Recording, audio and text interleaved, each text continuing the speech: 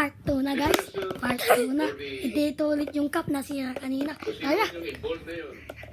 That the office of the ombudsman wants to be arrested.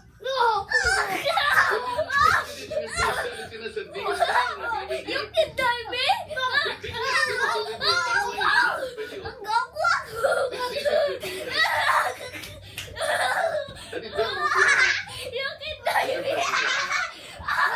Mr. President, with all due respect to the senator from Tarlac, Pampanga, with all due respect po, ito ay isang indicative timeline na tinitignan po nila.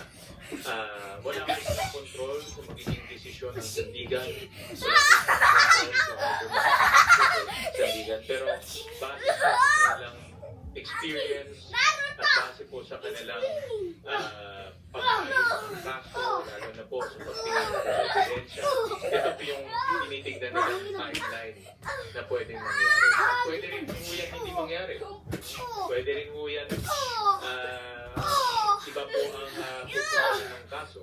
Pero naglalagay lang po sila ng timeline para po makita nila kung ano po ang takbo po ng kaso. At marami kong gano'n. Marami kong pagkakas ng mga political shows sa YouTube. Marami kong mga political analyst, mga legal analyst, sabi ko nila, ano po